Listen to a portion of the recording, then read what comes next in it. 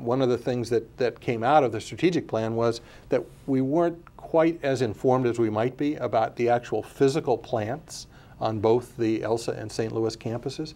So the master planning process, which has taken place over the last 12 months, has engaged folks on that question of, are the facilities right for who we are today and what our programmatic needs are? So again, the educational program really driving this. And at the school, we engaged several outside consultants to help us through this process. And one is a firm that looks at a lot of fine schools throughout the country.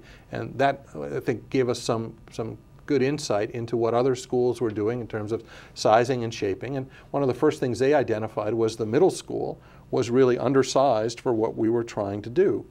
And I think all of these folks, architects and others who have been helping us through this process, realize that in St. Louis we have a wonderful master planned campus, but it's 50 years old.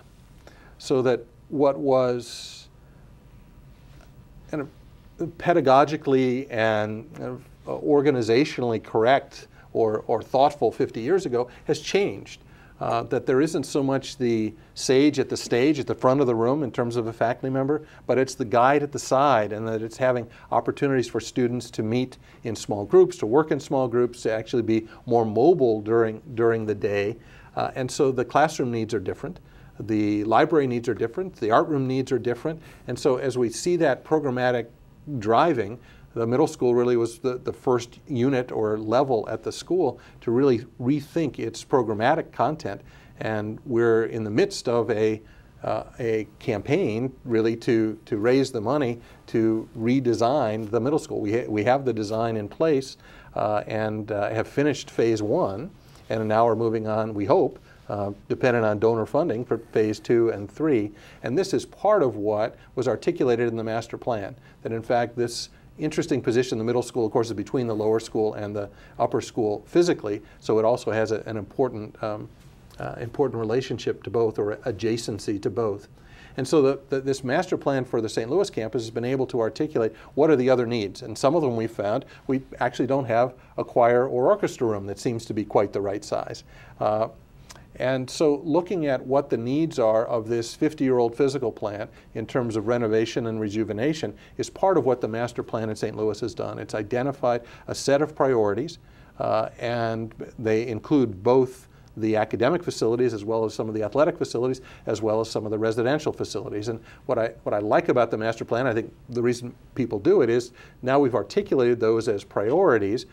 Some of them actually have some sequencing, but most of them are just, these are priority items. And some of them are not nearly as interesting as an academic program redesign, because they have to do with 50-year-old water pipes and sewer pipes and the infrastructure pieces. So that's what the master plan is trying to do, is trying to get us there. At the college, much the same thing, a little different because it really wasn't master planned, or perhaps it was 2 master planned pieces. The original Mabeck master plan, which never was fully developed. So those are 75-year-old buildings of historical significance, and I think Principia has done an exceptionally good job of maintaining them. And then what I think we've begun to call the mid-century plan, which were those that were built in the 50s and 60s, as there was a growth pattern of enrollment. And those are anything from, I think the earliest one was the library, the Marshall Brooks Library, opened in 1954, and it includes things like the School of Nations, the School of Government. It also includes some of the newer dormitories, the ones with air conditioning, but also with single pane windows that now are 50 years old. And thinking through what are the next pieces, what needs to be rejuvenated, refreshed. My new favorite comment from one of our architects who's working with us is a gut rehab. So do you actually take it back to the walls, or in fact, in some cases, do you take it down?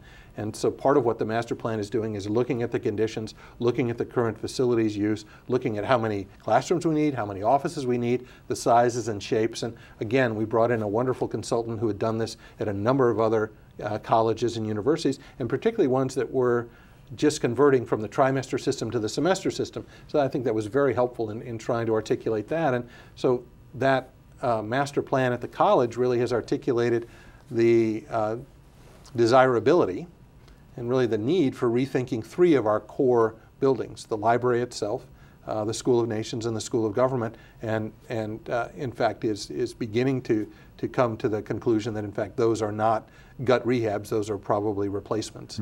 And that won't add square footage to us, but it allows us really to redesign those spaces. Many people now, and I know, love the School of Nations classrooms, but to teach there is very difficult because their sizing and shaping really doesn't allow us to use much of the technology in those classrooms, for example. And many of the faculty offices in the School of Nations really are very small based on what they probably should be. So those are really drivers for us as we think about making those changes.